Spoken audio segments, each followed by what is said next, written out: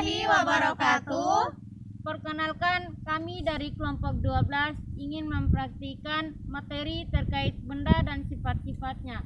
Saya sendiri Nurani Hatunia dengan NIM 1901060025 berperan sebagai siswa, dan samping kanan saya Silviana Lestari, NIM 1901060034 berperan sebagai guru, dan teman sebelah saya Linda Jatil Ijma, NIM 190106016 berperan sebagai murid, dan selanjutnya dengan saya sendiri Rumiyati dengan NIM 1901060006 berperan sebagai siswa.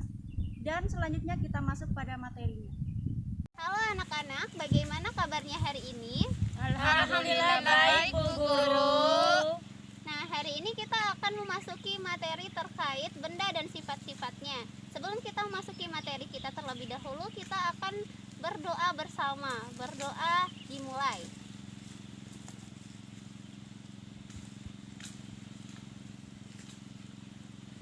Berdoa selesai.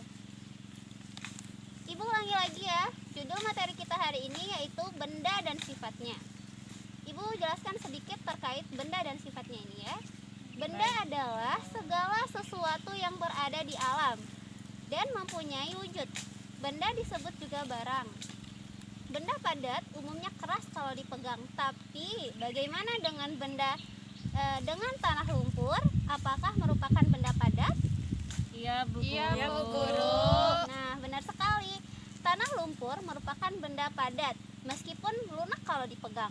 Jadi, benda padat itu tidak selalu keras kalau dipegang. Ada pula yang lunak meskipun dia termaksud makhluk yang tak hidup. Berdasarkan wujudnya, benda dibagi menjadi 3, yaitu apa saja? Ada yang tahu? Saya, Bu Guru. Oke, Rani. Yang pertama benda padat, yang kedua benda cair, dan yang terakhir benda gas. Oke, benar sekali. Benda padat merupakan benda yang paling sering kita temukan di sekitar kita. Contohnya seperti apa? Ada yang tahu nggak? saya Bu. Oke, Linda.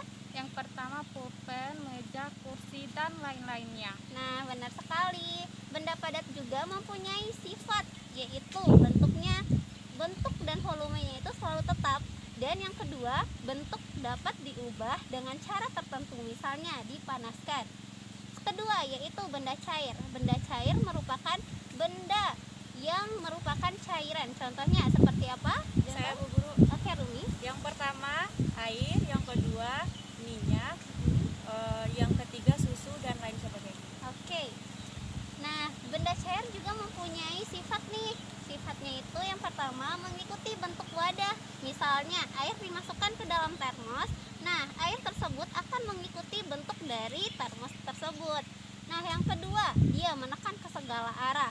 Terus yang ketiga, dia bergerak dari atas tempat yang tertinggi. Nah, dia akan turun ke tempat yang terendah. Misalnya contohnya seperti apa? Nggak tahu Bu. Nah, contohnya itu seperti air terjun dari tempat yang tinggi ke tempat yang rendah. Terus dia selalu meresap melalui celah-celah yang terkecil. Misalnya dia air dimasukkan ke dalam spons, jadi dia akan meresap ke tempat-tempat yang terkecilnya. Terus selanjutnya ada wujud benda gas. Benda gas, meskipun kita sulit diamati dengan kita benda gas tersebut, jadi kita juga bisa melihat dia dari hembusan udara yang keluar dari balon. Misalnya kita berdiri di dekat balon. Nah, hembusan balon tersebut kita bisa rasakan, itu dinamakan benda gas juga. Contoh lainnya yaitu Baik, ada yang tahu nggak? Contoh lain dari benda gas ini.